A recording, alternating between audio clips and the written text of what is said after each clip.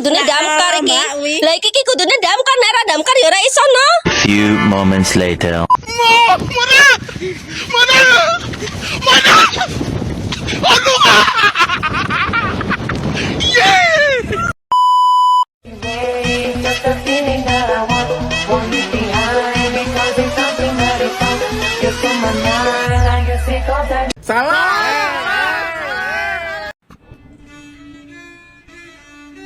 Bismillahirrahmanirrahim.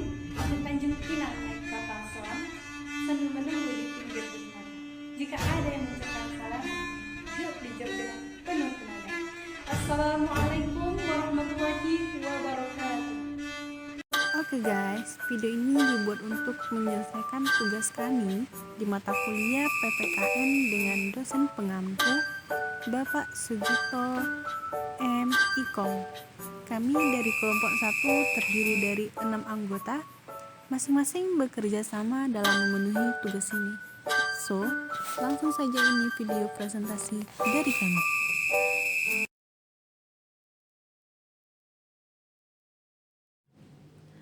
Oke guys, ada peribahasa bilang, jika tak kenal maka tak sayang.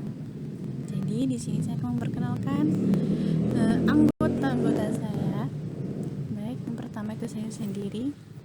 Nama Oktavia Rahmadani, tempat tanggal lahir Air Hitam, 24 Oktober 2004. Oke, next.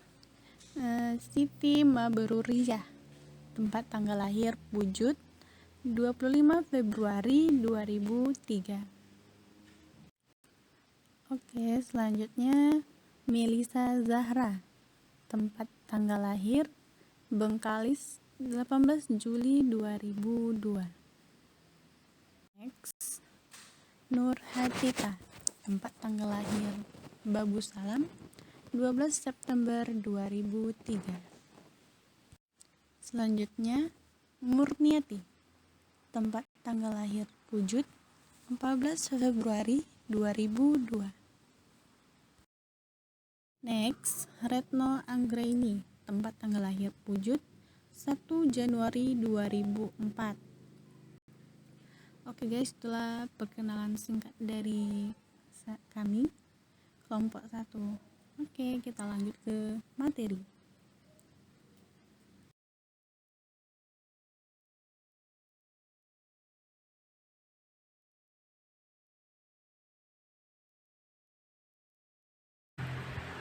HAM atau hak asasi manusia merujuk pada hak dasar-dasar yang dimiliki setiap individu hanya karena mereka adalah seorang manusia. Ini mencakup seperti hak hidup, hak kebebasan berpendapat, hak kebebasan beragama, dan hak untuk tidak disiksa. Prinsip HAM telah diakui secara internasional dan diatur dalam berbagai dokumentasi seperti Deklarasi Universal Hak Asasi Manusia atau disebut dengan DUHAM yang disahkan oleh PBB pada tahun 1948. Prinsip-prinsip ini bertujuan untuk melindungi martabat, kebebasan, dan keadilan bagi semua orang tanpa diskriminasi. Beberapa prinsip dasar HAM meliputi hak hidup kebebasan, keamanan, dan perlakuan yang adil. HAM juga mencakup hak atas pendidikan, kesehatan, dan kebebasan berpendapat. Prinsip-prinsip ini dilakukan secara internasional dan diatur oleh berbagai perjanjian seperti Deklarasi Universal Hak Asasi Manusia PBB. Konsep dan sejarah perkembangan HAM di Indonesia. Konsep hak asasi manusia atau HAM mengacu pada hak-hak dasar yang melekat pada seluruh umat manusia karena menjadi manusia. Konsep ini mencakup penekanan pada prinsip-prinsip dasar keadilan, kesetaraan, dan martabat manusia. Beberapa elemen inti dari konsep hak asasi manusia meliputi 1. Universalitas. Hak asasi manusia adalah hak yang dinikmati semua orang tanpa diskriminasi. 2. Tidak dapat dibatalkan. Hak asasi manusia tidak dapat dicabut atau dihapuskan. 3. Ketidakterpisahan. Hak asasi manusia saling terkait dan tidak dapat dipisahkan. hak-hak sipil dan politik, seperti kebebasan berekspresi, erat kaitannya dengan hak-hak ekonomi, sosial, dan budaya seperti hak atas pendidikan dan kesehatan. Semua hak-hak ini bersama-sama membentuk konsep hak asasi manusia secara keseluruhan. 4. Non-diskriminasi. Semua individu mempunyai hak untuk bebas dari diskriminasi. 5. Hubungan dengan kewajiban negara. Negara mempunyai kewajiban untuk menghormati, melindungi, dan memenuhi hak asasi warga negaranya.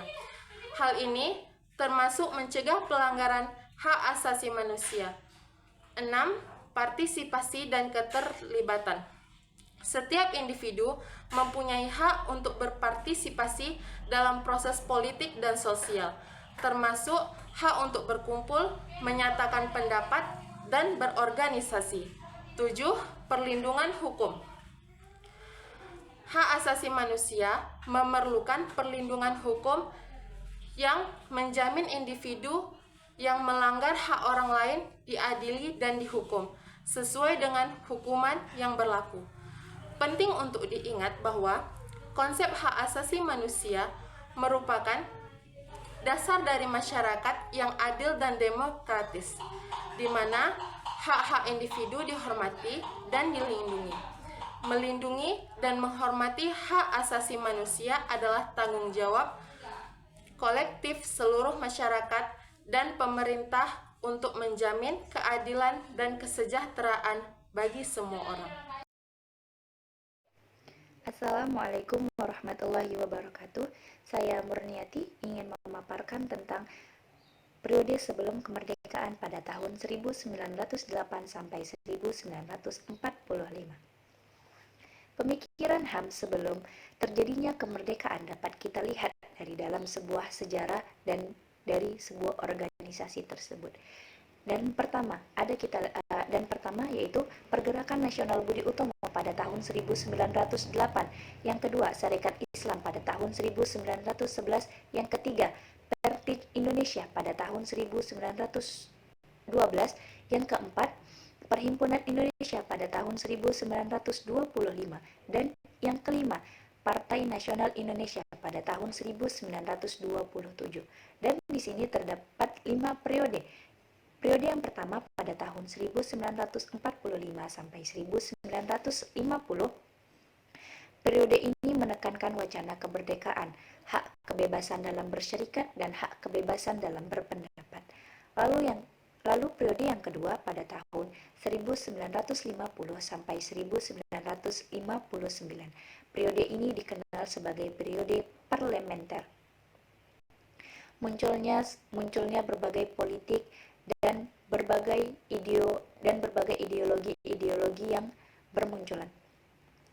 Adanya kebebasan pers, adanya kebebasan dalam pemilihan umum yang secara demokratis dan bebas. Lalu yang ketiga pada tahun 1959 sampai 1966. Periode ini ditandai dengan habisnya masa demokrasi liberal menuju demokrasi yang terpimpin dan terpusat pada kekuasaan yang dipimpin oleh Presiden Soekarno pada saat itu. Lalu yang keempat, pada tahun 1966 sampai 1998. Periode ini dikenal sebagai periode Orde Baru. Pada periode Orde Baru ini banyak menjanjikan tentang HAM Indonesia. Namun nyatanya pada tahun tersebut terjadi pemerosotan tentang janji-janji yang mereka janjikan untuk HAM Indonesia. Dan yang terakhir yaitu periode Pasca Baru. Periode Pasca Baru ini merupakan awal mulanya terbentuknya era demokrasi. Jadi pada era disinilah mulai terbentuk demokrasi yang lebih terpimpin, demokrasi yang lebih bijaksana, dan demokrasi yang aman, damai, dan tentram. Sekian dari saya. Assalamualaikum warahmatullahi wabarakatuh. Lembaga HAM Nasional dan Instrumental. Lembaga Nasional Hak Asasi Manusia HAM adalah lembaga independen yang bertanggung jawab atas perlindungan dan pemajuan hak asasi manusia di tingkat nasional. Tujuan dari Badan Hak Asasi Manusia ini adalah untuk memastikan bahwa hak-hak dasar individu diakui, dihormati, dan dilindungi oleh negara. Berikut beberapa contoh lembaga dan instrumen hak asasi manusia nasional yang terkait dengan hak asasi manusia. Contoh lembaga hak asasi manusia: Komisi Nasional Hak Asasi Manusia, Komnas HAM.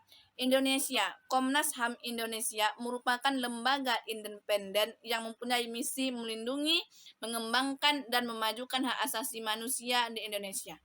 Komisi Hak Asasi Manusia Malaysia, Suhakam, Malaysia. Suhakam adalah badan hak asasi manusia di Malaysia bertanggung jawab untuk melindungi dan mempromosikan hak asasi manusia di negara tersebut. Komisi Keseluruhan Hak Asasi Manusia adalah badan independen yang bertanggung jawab untuk mempromosikan dan melindungi hak asasi manusia dan kesejahteraan di Inggris. Deklarasi Universal Hak Asasi Manusia diadopsi oleh PBB pada tahun 1948. Dokumen ini menguraikan hak-hak dasar yang dimiliki semua umat manusia. Kovenan Internasional tentang Hak Sipil dan Politik. Konvensi Eropa tentang Hak Asasi Manusia Eropa. Ini adalah perjanjian internasional yang melindungi hak asasi manusia. Konvensi Piagam Afrika tentang hak asasi manusia dan masyarakat. Konvensi Amerika tentang hak asasi manusia. Right Amerika Serikat. Konvensi ini merupakan instrumen utama untuk perlindungan hak asasi manusia di benua Afrika.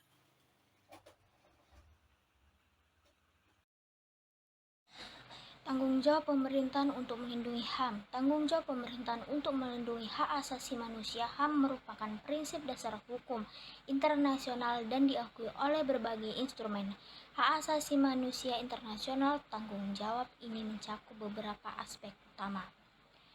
Mengakui dan menghormati hak asasi manusia. Pemerintahan mempunyai kewajiban untuk mengakui dan menghormati hak asasi manusia sebagaimana tercantum dalam hukum nasional dan internasional.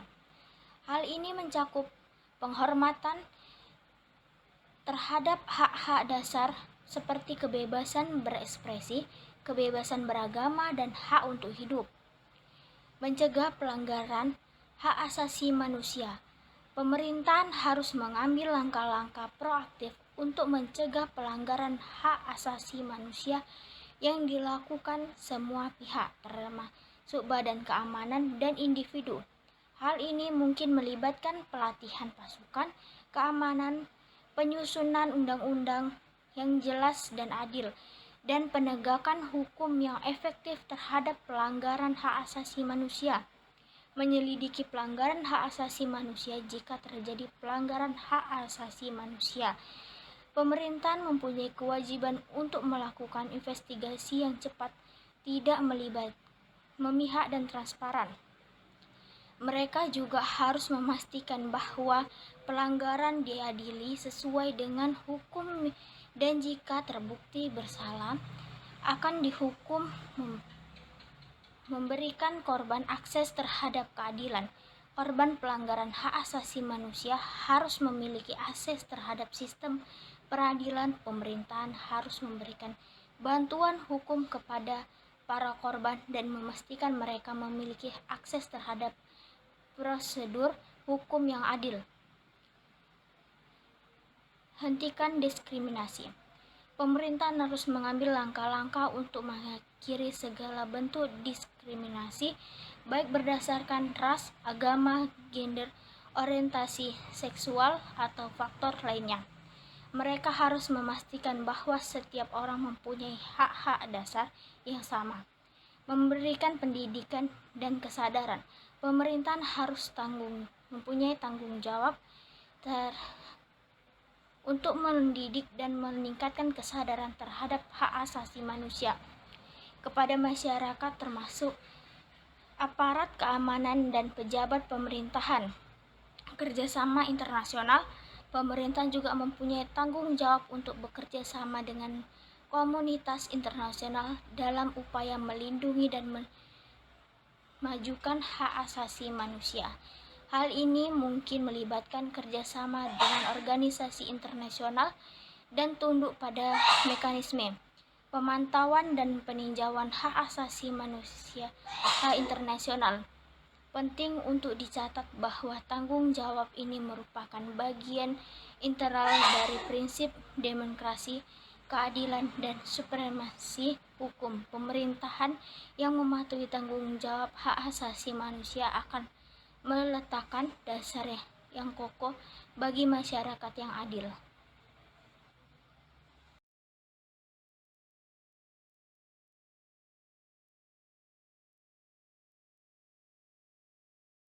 Sekian presentasi dari kami. Jika ada pertanyaan, akan kami sediakan jawaban, namun bukan harapan.